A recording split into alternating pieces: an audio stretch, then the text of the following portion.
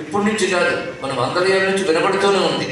ఎందుకంటే సనాతన ధర్మం కూడా వందల ఏళ్ళ నుంచి ఏమిటి వేల ఏళ్ళ నుంచి కూడా అలాంటి ఆఘాతాలు తింటూనే వస్తోంది. కానీ ఎప్పటికప్పుడు సనాతన ధర్మం పచ్చగా ఉజ్జీవితమే కనబడుతూ ఉంటే ఒక ధైర్యం కూడా మనకు కలుగుతుంది. ఆ ధర్మం స్వాభావిక లక్షణం. అలాంటి ఒక అద్భుతాన్ని మనం ఇవాళ చూసాం.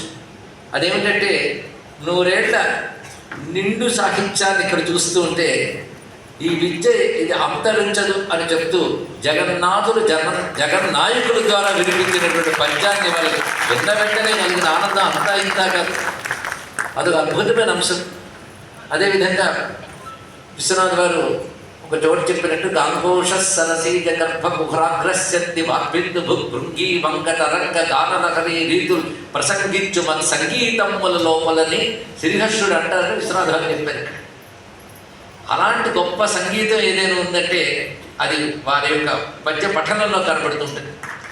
పైగా కొన్ని మాటలు వారు వినడం నేను జరిగినది. అందులో కనబడుతున్న ప్రధాన అంశం ఏంటంటే కేవలం ఒక అద్భుతమైన పద్యాన్ని ఆవిష్కరించడమే కాకుండా కొన్ని వందల ఏళ్ల తెలుగు పద్యాల్ని అలవోకగా అవలీలగా నోటంట పలిగించినటువంటి ప్రతిభ మాత్రమే కాకుండా తాను అద్భుతంగా పద్యరచన చేసినటువంటి పైన ఒకవైపు అయితే ఆయన ప్రతి మాటలోనూ మన ప్రతి పద్యంలో కూడా భారతీయ సనాతన ధర్మమే ప్రధానమైన స్రోతస్సుగా వస్తుంది. ఇది గమనించవలసిన అవసరం. అందుకే పద్య కవిత్వాన్ని లేకుండా చేస్తాం, చందో బందోబస్తులన్నీ చట్పట్పని తెచ్చి అని ఒక విప్లవ కవి అన్నప్పటికీ కూడా ఇప్పటికీ కవిత్వంగా మిగిలింది కేవలం చందోబద్ధమైన సాహిత్యమే స్పష్టమవుతున్నది.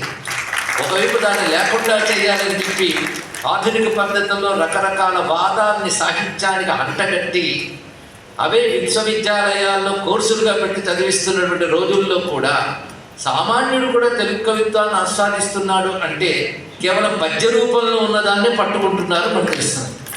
లేకపోతే ఈరోజు ఇక్కడ ఈ సభలో ఇంతమంది ఒక మహాపండితులు ఒక కవిని సత్కరించుకోవడానికి వచ్చారు అంటే అది తెలుగు సాహిత్యం యొక్క లేదా మనదైన పద్య విద్య యొక్క శాశ్వతత్వాన్ని చెబుతున్నది అని భావించాలి.